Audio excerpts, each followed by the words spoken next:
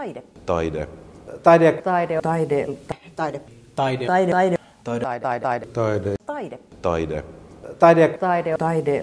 Taide. Taide. Taide. Taide. Tällainen kriittinen, kokeellinen taide, mikä sen asema yhteiskunnassa on? Mä näen niin taiteilla ja kulttuurilla myös itseisarvonsa, että se ei ole vain niin väline saada niin talouskasvua aikaiseksi, tai ei pidä olla minun päässäni, eikä myöskään keskustan päässä ole, että meillä niin ehkä keskustalaisuuteen, jos voisi sanoa vähän tähän niin aatteellisuuteen, niin kyllähän niin semmoinen ehkä vielä taidetta ja kulttuuria laajempi käsite on sivistys, ja on ollut tämmöinen niin aika vahva niin sivistyskäsitys aikana jo syntynyt sieltä Santeri Alkion kynästä. Teos aina syntyy johonkin yhteiskunnalliseen tilanteeseen ja keskustelee sen kanssa. Ja nimenomaan niin kuin vapaalla taiteella on sit kyky siihen, että kun se on se kriittinen katse yhteiskuntaan, niin se pystyy tuomaan sitten esille semmoisia esimerkiksi epäkohtia tai vaikeita kysymyksiä, joita muuten voi olla hirveän vaikea niin kuin esittää avoimesti.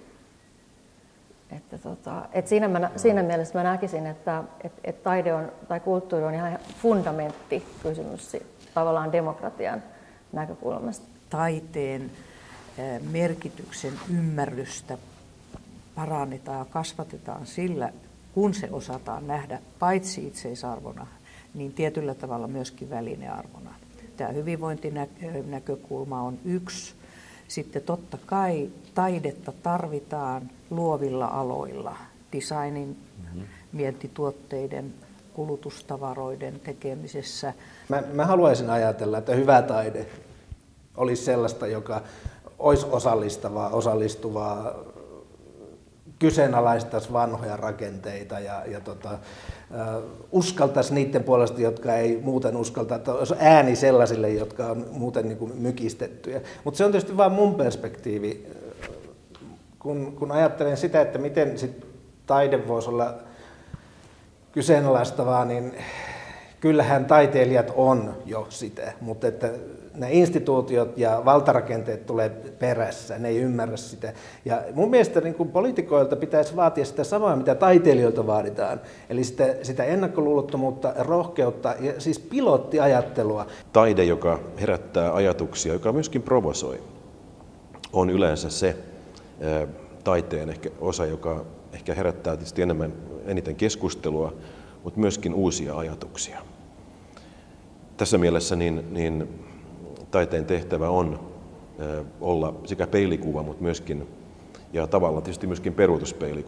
Taide on sellainen niin kuin varoventtiili, jonka kautta tällaiset niin kuin patoutumat saadaan purettua hieman metaforien keinoin.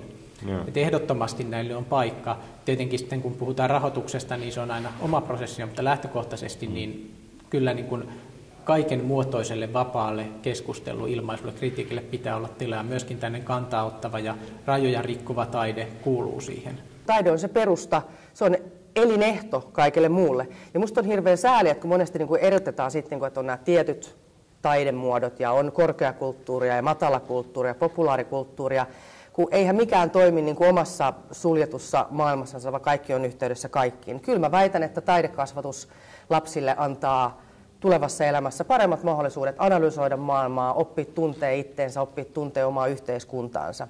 Se on mun mielestä se, mitä se parhaimmillaan tekee. Ja sitten kyllähän taiteen kuluttamisessa on tietty, siis siinä on porttiteoria, johon mä uskon. Eli mitä voimakkaammin sut altistetaan pienenä taiteelle, kulttuurille, sille, että sä tulet oikeasti osalliseksi siitä, niin sitä enemmän sä niitä kulutat ja niistä nautit ja niistä hyödyt myös myöhemmin elämässäsi. Jos se pyrkii tekemään taidetta, niin heidän pitäisi tehdä sitä nimenomaan henkisen kehittymisen näkökulmasta. Ja sillä henkisellä kehittymisellä on siis välillinen, ei suora vaikutus yhteiskuntaan, mutta yhteiskuntaa ihmisiä henkisesti rikastuttava merkitys. Mä voin niin kuin laulaa afrikkalaisen heimon jäsenen kanssa, vaikka mä en olisi koskaan ennen häntä tavannut. Sillä on aivan ainutlaatuinen merkitys. Ja siksi mä sanoin aikaisemmin, että sellainenkin ihminen, joka ei niin kuin tiedosta, että taide on hänelle tärkeää, niin se on. Yleensä mä olen ottanut sellaisen esimerkin, kun taloudessa menee huonosti ja kansa voi huonosti henkisesti, niin sen taiteen ja yleensä kulttuurin merkitystä ei voi kyllin paljon kiittää, kuinka paljon se auttaa siinä tilanteessa nostamaan sen kansan itsetuntoa, kansan henkistä voimavaraa. Ja sitä ei voi oikein niin rahaksikaan puida, koska se näkyy niin monessa muussa, jopa sairaus- ja terveystilastoissa, sanotaan näin. Niin tavallaan niin ilmaisun vapauden turvaaminen on meille hyvin tärkeä näkökulma siihen. No itse henkilökohtaisesti hirveän arka asettaman tavalla, että jos puhutaan taiteen tehtävästä ylipäätänsä tasolla, niin mun mielestä sitä ei oikein hirveän universaalisti voi määritellä, vaan sen määrittelee aina kyseinen tekijä siinä tilanteessa, mitä hän haluaa tehdä. Että on paljon tekijöitä, jotka tekee hyvin välineellistä taidetta, eli heidän taiteen tekemisellä on joku selkeä tarkoitus vaikuttaa yhteiskuntaan tai ilahduttaa ihmisiä tai saada ihmistä ajattelemaan jotain. Tai kuten tuossa viittasitkin näihin luovan talouden kysymyksiin ja muihin, niin mahdollisesti myös jossain tapauksessa ihan vaan tehdä rahaa ja ansaita elantonsa sillä. Mutta sitten kun me puhutaan tekijänoikeuksista, niin siellä puolella on se, että siihen oikeasti tarvitaan tekijänoikeuslakia ja poliittista päätöksentekoa huolehtimaan siitä, ettei tämmöinen hirveän lyhytnäköinen markkinavetoinen politiikka vie leipää taiteilijoiden suusta. Et siitä on kysymys. Siihen nimenomaan tarvitaan politiikkaa. Mutta sellaiseen kulttuurityöntekijöiden käskyttämiseen tai ohjaamiseen johonkin ideologiseen suuntaan, niin en usko laisinkaan, että siitä tulee mitään hyvää. Mä lähden siitä, että sanat ei aiheuta haavoja. Kyllä se sananvapauden täytyy siinä kohtaa olla ehdoton, vaikka se kuinka epämukavaa olisi kuulla. Mutta se on kuitenkin mielipide, jolle on oikeus. Sanooko sen yksi henkilö, sanooko sen 1 miljoona henkilöä. Se on mielipide, jolla on oikeus olla olemassa. Sanotaanko se suoraan sanoin, sanotaanko se taiteen keinoin, sama juttu. Meillä täytyy olla riippumaton rahoitus, jossa sit taiteilijat ja taidekenttä itse synnyttävät mitä ikinä kriittisiä ajatuksia ja muita. Ja se on siis taiteen autonomian tae on se, että meillä on riittävä julkinen rahoitus, joka mahdollistaa sen. Näitä esimerkkejähän on tavattoman paljon, ihan muistisairaiden hoidosta, lastensuojelu, lasten voimaannuttamiseen ja kaikkea mahdollista siltä väliltä. Ja oikeastaan tämä diversiteetti täällä rahoituspuolella jo huolehtii siitä, että monenlaista on. Taiteen pitää olla hirveän kirjavaa. Niin vaikka tällaisten henkilöiden teoksia lukisi vaan siinä aikana, kun ne ilmestyy, niin vaan muutama henkilö.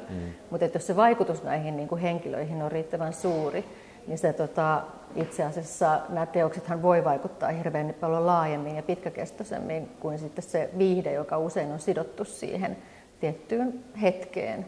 Ja se ei sitten jää elämään. Että tavallaan tässäkin tullaan mun mielestä just tähän talouden tai tähän rahakysymykseen. Ylipäänsä se saatavuuskysymys, että jos katsotaan vaikka maakuntateattereita tai taidelaitoksia tuolla pääkaupunkiseudun ulkopuolella, niin kyllä ne on aika suurissa vaikeuksissa taidemuseot siellä, että miten ne saavat pinnerrettyä siellä, kun kouluja suljetaan, että ne säilyy siellä. Ja ne on kuitenkin niitä, jos ajatellaan lapsille ja nuorille koululaisille, niitä ensimmäisiä paikkoja. Ongelma viihteessä on ehkä se, että sitä on tehty liukuhihna tavarana niin, että siitä on karsittu esimerkiksi ammattitaiteilijoiden rooli viihteen tekijänä. Mä väitän, että viihde, jos se on oikein hyvää, niin se käsittelee rankkoja asioita. Ja ammattitaiteilijat sen tekijänä niin pystyy tekemään viihteestä sellaista, että se täyttää hyvän taiteenkin kriteerit.